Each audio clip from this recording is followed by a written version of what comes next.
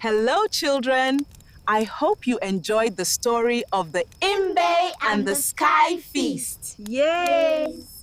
The title of today's story is The Hunter's Shadow. Wow! Now listen carefully, for when the story is done, I will ask you to share the wisdom you found in it.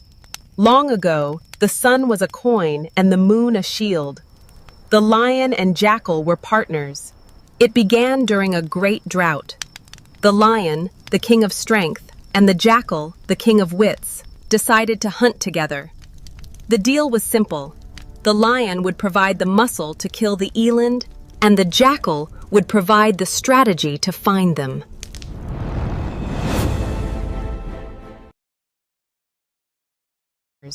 Away, my king! You hunted like a god. Go wash, I shall guard our feast. Wait, look closely, my children. Do not just see a meal. See the eland. In the ancient stories of our ancestors, the Sand People, the eland is not just an animal. They painted this noble beast on cave walls because it carries a great potency, a sacred power that connects our world to the spirits.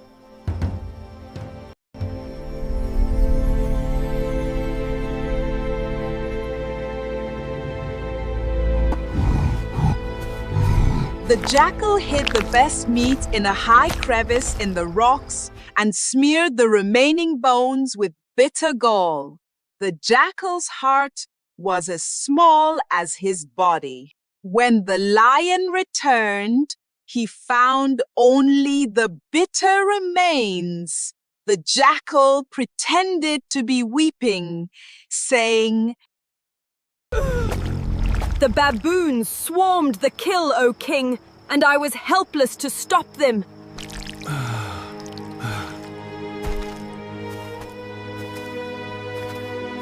The jackal has just discovered a golden honeycomb in the hollow of a fallen tree. Suddenly, the lion enters. He places his heavy weight over the honey, staring the jackal down until it retreats into the grass. The lion's massive frame begins to shrink and sag. The Ndebele patterns on his skin, once rigid and proud, become cracked and dull like old paint on a dry wall.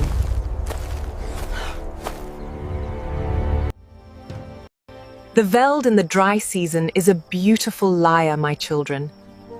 It offers a sky so big it feels like it will swallow you whole, and clouds so white and heavy they look like blocks of marble.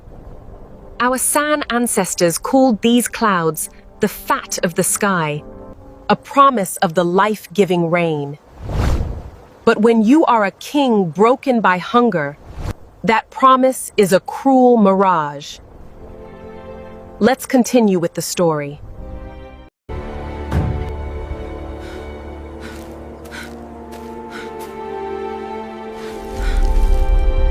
Look, O king, look at the density of that cloud. It is bursting with richness. Here is my plan. You are the strongest, even now. You stand here at the bottom of the kopje.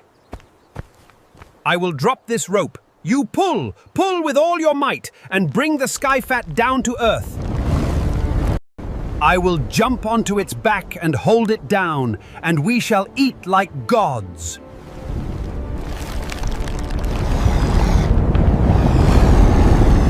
The jackal told the king it is coming down. Hold it.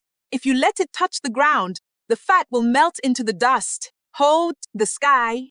He grunts, his muscles tensing so hard, his ribs look like they might burst through his skin. He is straining against the air, his eyes squeeze shut, convinced he is holding up the entire sky. The shadow of the cloud slowly moves past him, leaving him standing in the harsh, blistering sun. He opens one eye. There is no cloud in his arms. There is no meat on the ground. there is only the vast empty veld and no sign of the jackal.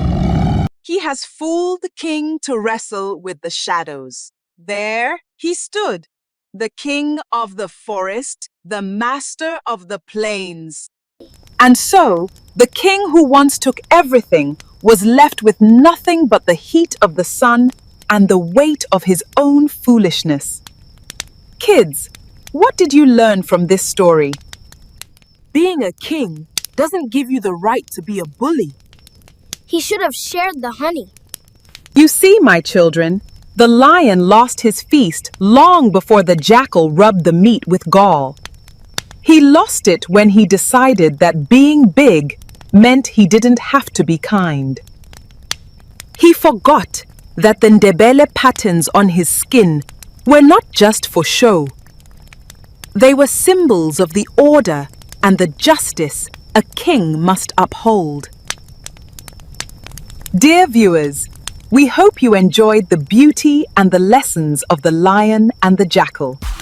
Africa is knowledge, and we have so much more to show you. Watch out for our next story. It's coming soon.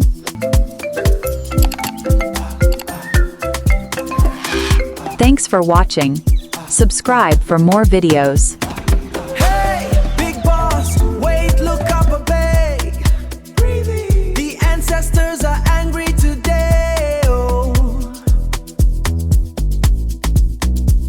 The sky itself is tired of holding the stone.